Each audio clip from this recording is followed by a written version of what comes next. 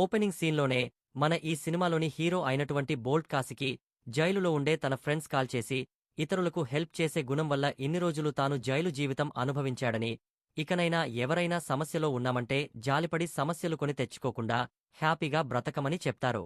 అతను కూడా సరే అంటూ ఉత్సాహంతో దుబాయ్ నుండి న్యూ లైఫ్ స్టార్ట్ చేయడానికి మలేషియాకు బయలుదేరతాడు.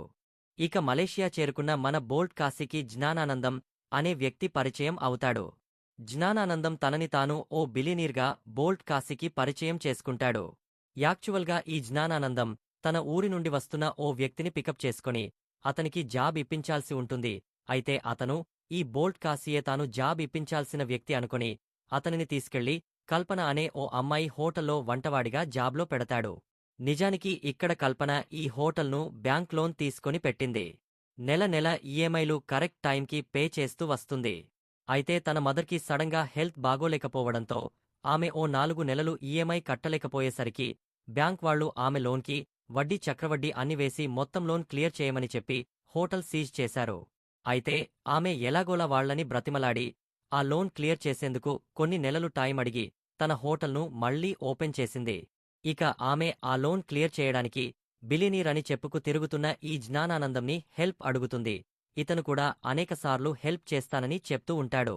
కాని ఇప్పటివరకు ఆమెకు ఎటువంటి హెల్ప్ చేసింది లేదు. ఇది కల్పన కథ. ఇప్పుడు జ్ఞానానందం బోల్ట్ కాశీకి షెల్టర్ కూడా ఇస్తాడు. ఇక ఇప్పుడే ఈ సినిమాలో హీరోయిన్ అయినటువంటి రుక్కు అనే అమ్మాయిని మనం చూస్తాము. ఆమె తన 15 ఏళ్ల వయస్సులోనే తన తండ్రిని కోల్పోయింది. ఇక తరువాత రాజదురై అనే ఓ పోలీస్ ఆఫీసర్ రుక్కు తల్లిని మాయచేసి ఆమెను పెళ్లి చేసుకుంటాడు. మొదట్లో అతను మంచిగానే ఉన్నప్పటికీ ఆమె తల్లి చనిపోయాక అతని నిజ స్వరూపం బయటపడడం స్టార్ట్ అయ్యింది. నిజానికి అతను ఇతర అమ్మాయిలను బ్లాక్ మెయిల్ చేసి వేధిస్తూ బలవంతంగా వాళ్లని యూజ్ చేసుకుంటూ ఉంటాడు. ఇది అంతా తెలుసుకున్న రుక్కు అతన్ని ఇంటిలో నుండి వెళ్ళిపొమ్మని చెప్తుంది. అయితే అతను లీగల్గా ఆమె తండ్రిని లక్షలు విలువ చేసే ఆ ఇంటిపై తనకు కూడా హక్కు ఉందని చెప్తాడు.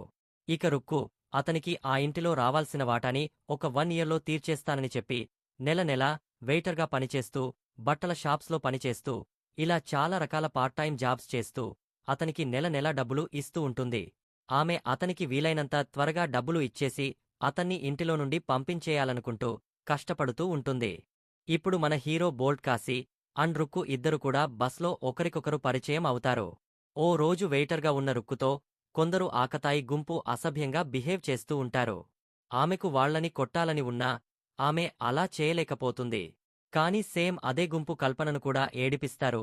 సో ఇక బోల్ట్ కాశీ వాళ్లను బంధించి కల్పనకు వాళ్లని కొట్టి తన కోపం తీర్చుకొమ్మని చెప్తాడు. అయితే అప్పుడే రుక్కు అక్కడికి వచ్చి తాను వాళ్లని కొట్టి తన కోపం తీర్చుకుంటుంది. తరువాత అలా ఎదురెదురు ఇళ్లలో ఉంటున్న ఈ బోల్ట్ కాశీ అండ్ రుక్కు దగ్గరవుతారు. ఇక తరువాతే అతను జ్ఞానానందంతో కలసి ఓ లాటరీ టికెట్ను కూడా కొంటాడు. తరువాత ఓ రోజు రుక్కు తాను పనిచేస్తున్న బట్టల షాప్లో తన టార్గెట్ను కంప్లీట్ చేయనందుకు ఆమె బాస్ అందరి ముందు ఆమెను తిడతాడు. ఆమెను టార్గెట్ వీలైనంత త్వరగా కంప్లీట్ చేయమని చెప్తాడు. అప్పుడే బోల్ట్ కాశీ అక్కడికి వచ్చి కస్టమర్లా బిహేవ్ చేస్తూ ఆమె టైం వేస్ట్ చేస్తూ ఉంటాడు. ఇక రుక్కు తాను వీలైనంత త్వరగా తన టార్గెట్ కంప్లీట్ చేయాలని, తన టైం వేస్ట్ చేయొద్దని చెప్తుంది. బోల్ట్ కాశీ తాను అక్కడ ఉన్న డ్రస్ను కొని ఆమె టార్గెట్ కంప్లీట్ అయ్యేలా చేస్తానని చెప్పి వెళ్తాడు. ఇప్పుడు అతను డైరెక్ట్గా జ్ఞానానందం దగ్గరికి వెళ్లి ఆ డ్రస్ కొనడానికి అవసరమైన డబ్బులు అడగాలనుకుంటాడు. అయితే బిలియనీర్గా బిల్డప్ ఇచ్చే ఈ జ్ఞానానందం మలేషియాలో చెత్త ఏరుకునే ఓ చెత్తగాడని అతనికి తెలుస్తుంది. ఇక అతను ఎలాగైనా ఆ డబ్బు సంపాదించాలని జూదం ఆడడానికి వెళ్తాడు. అక్కడ వాళ్లు ప్రతి ఆటలోనూ గెలుస్తారు. వాళ్లకు కావాల్సిన డబ్బు కూడా వస్తుంది. అయితే అక్కడే ఉన్న ఓ గ్యాంగ్స్టర్ ఇది గమనించి వాళ్లకి కోట్ల రూపాయలు ఆశచూపి తనతో గేమ్ ఆడేలా వాళ్లను ఉసిగొల్పి వాళ్లను మోసం చేసి ఓడించి వారం రోజుల్లో తనకు రావాల్సిన డబ్బులన్నీ ఇవ్వాలని చెప్పి వాళ్ల చేత అగ్రిమెంట్ రాయించుకుని వార్నింగ్ ఇచ్చి వదిలేస్తాడు. ఇక అప్పుడే తన తండ్రి రాజదురై వేధింపులు భరించలేకపోతున్న రుక్కు ఆ టార్చర్ నుండి బయటపడాలి అంటే అతనికి ఆ ఇంటిలో రావాల్సిన వాటా ఇచ్చేసి ఆ ఇంట్లో నుండి పంపించేయాలనుకుంటూ ఉంటుంది. ఇది అంతా కూడా ఇప్పుడు బోల్ట్ కాశీకి తెలుస్తుంది. ఇక అప్పుడే రుక్కు తనని ప్రేమిస్తోందని, తాను ఆ ఇంటిని సొంతం చేసుకుని బోల్ట్ కాశీతో అదే ఇంట్లో ఓ మంచి జీవితాన్ని గడపాలనుకుంటుందని తెలుసుకుంటాడు. దీనితో ఇక ఈ ప్రాబ్లమ్స్ అన్నింటి నుండి బయటకు రావడం కోసం జ్ఞానానందంతో కలిసి బ్యాంక్ రాబరీ చేస్తాడు. ఇక అతను ప్లాన్ ప్రకారం ఆ రాబరీలో ఆ గ్యాంగ్స్టర్ గన్ను అక్కడ పడేసి అతన్ని ఈ కేసులో ఇరికించి అరెస్ట్ అయ్యేలా చేస్తాడు. ఇక వాళ్లు దొంగిలించిన ఈ డబ్బును వాటి సీరియల్ నెంబర్ ద్వారా పోలీస్ వాళ్లు ట్రేస్ చేస్తూ ఉంటారు కాబట్టి ఇప్పుడు వీళ్లు ఈ డబ్బును ఖర్చు పెట్టలేరు. ఇక అప్పుడే బోల్ట్ కాశీకి తాను జ్ఞానానందంతో కలిసి కొన్న లాటరీ గెలిచానని తెలుస్తుంది. అయితే డబ్బులు తీసుకోవడానికి తాము వెళ్తే పోలీసులకు దొరికిపోయే అవకాశం ఉందని చెప్పి కల్పనని పంపిస్తారు. అయితే లాటరీ డబ్బులు తీసుకుని వస్తున్న కల్పనతో జ్ఞానానందం ఫోన్లో మాట్లాడి ఇక కాల్ కట్ చేయకుండానే ఇప్పటివరకు తాము చేసిందంతా బోల్ట్ కాశీతో మాట్లాడడంతో కల్పనకు ఈ విషయం అంతా తెలిసి అసలు ఏం జరిగిందో చెప్పమని, లేదంటే పోలీసులకు చెప్తానని అంటుంది. ఇక వీళ్లు ఇప్పటివరకు జరిగిందంతా కూడా కల్పనకి చెప్పేస్తారు. ఇప్పుడు వీళ్లు తప్పు చేసినప్పటికీ ఈ పనివల్ల తన ప్రాబ్లమ్స్తో పాటు Bolt Kashi and Rukku problems కూడా తీరిపోతాయి కాబట్టి ఆమె వారికి సపోర్ట్ చేస్తుంది. ఇక అప్పుడే జైలుకి వెళ్లిన గ్యాంగ్స్టర్ తిరిగి బయటకు వస్తాడు. మరోవైపు బోల్ట్ కాశీ రుక్కుతో మీ నాన్నకి ఇవ్వాల్సిన డబ్బు మొత్తం ఇచ్చేద్దామని, దానికోసం అతన్ని ఓ ప్లేస్కి రమ్మని చెప్తాడు. తరువాత రోజు బోల్ట్ కాశీ ఇంతకు ముందు తాను రుక్కు టార్గెట్ ఫినిష్ చేయడం కోసం ఏ డ్రెస్ అయితే కొంటాను అన్నాడో ఆ డ్రస్ను కొని రుక్కుకి గిఫ్ట్గా ఇస్తాడు. ఇక ఆమె ఆ డ్రస్ వేసుకుని వాళ్ల నాన్నకు డబ్బు ఇవ్వడానికి డిసైడ్ చేసిన ప్లేస్కి వచ్చేస్తుంది. కాసేపటికి రుక్కు వాళ్ల స్టెప్ ఫాదర్ అక్కడికి వస్తాడు. అతను అక్కడికి వచ్చి రాగానే ఆ బ్యాంక్ రాబరీ చేసింది ఈ బోల్ట్ కాశీనే అని కనిపెట్టేస్తాడు. ఇక అతను బోల్ట్ కాశీనే బ్యాంక్ రాబరీ చేశాడని తనకి తెలుసని, సో ఈ విషయంపై నిన్ను తీసుకెళ్లి జైల్లో వేయమంటావా అంటూ బోల్ట్ కాశీని అడుగుతాడు. దానికి అతను వద్దని రిక్వెస్ట్ చేస్తూ నీకేం కావాలో చెప్పు అని అడుగుతాడు. దానికి అతను బ్యాంక్లో దోచేసిన మొత్తం డబ్బుతో పాటు రుక్కు ఉంటున్న ఇల్లు, అలాగే రుక్కు కూడా తనకు కావాలని చెప్తాడు.